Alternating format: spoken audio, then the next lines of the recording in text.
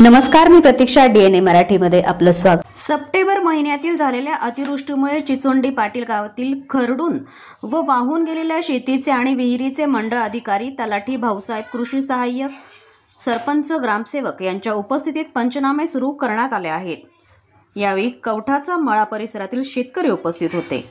सर्व शेतकऱ्यांनी विहीर व खरडून गेलेल्या जमिनीचे पंचनामे करून संबंधित लागणारे पेपर तलाठी व सर्कल यांच्याकडे जमा करून शासनाने लवकरात लवकर नुकसानग्रस्त शेतकऱ्यांना मदत द्यावी आणि चिचोंडी पाटील येथे अतिवृष्टी अनुदानासाठी वंचित असणाऱ्या 450 शेतकऱ्यांचे अनुदान शासनाने लवकरात लवकर जमा करावे अशी मागणी सरपंच शरद पवार यांनी केली आहे.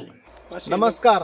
सप्टेंबर महिन्यात संपूर्ण राज्यासह अहिल्यानगर जिल्ह्यात आणि चिचोंडी पाटील गावात मोठा मुसळधार पाऊस झाला आणि त्या अतिवृष्टीने चिचोंडी पाटील गावात अनेक उभ्या पिकांचं, शेतीचं, त्याचबरोबर विहिरींचं, भुसाऱ्यांचं आणि या ठिकाणी आपण पाहू शकता असं बंधाऱ्यांचं, या जमिनींचं या ठिकाणी मोठ्या प्रमाणात नुकसान झालं. गावातीलच आठवड आणि नांदूर या शिवाराच्या जॉईंटवरती असणारे भगवान बंशी पवार, त्याचबरोबर आसाराम रामभाऊ खराडे यांच्या जमिनीचं प्रत्येकी अर्धा एकर, 30-30, 20-20 गुंठे अशा प्रकारे नुकसान होऊन मोठं नुकसान झालेलं आहे. अतिशय हवालदिल झालेले ते शेतकरी आपल्या वाडवडिलांनी पिढून पार सांभाळलेल्या या जमिनींचं अक्षरशः डोळ्यासमोर इतकं मोठं नुकसान झालं.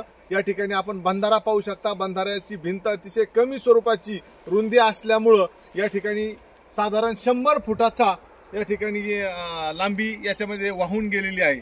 इतकं मोठं नुकसान या शेतकऱ्यांचं झालेलं आहे. आज याचा पंचनामा करण्यासाठी चिचोंडी पाटील तलाठी भाऊसाहेब, लांडे भाऊसाहेब आणि मंडळ अधिकारी यांची टीम या ठिकाणी आलेली आहे. हे पथक या ठिकाणी पंचनामा करत आहे. मी शासनाला या निमित्ताने विनंती करतो, आपण चिचोंडी पाटील गावासह ज्या ठिकाणी अशा मोठ्या प्रमाणात अतिवृष्टीने नुकसान झालेले आहे त्याचा लवकरात लवकर पंचनामा करून, पिकांचा सुद्धा तो पंचनामा करून, नुकसानीचा, विहिरीचा, अशा सार्वजनिक बंधाऱ्याचा पंचनामा करून या ठिकाणी लवकरात लवकर या शेतकऱ्यांना मदत द्यावी अशी विनंती आहे. धन्यवाद.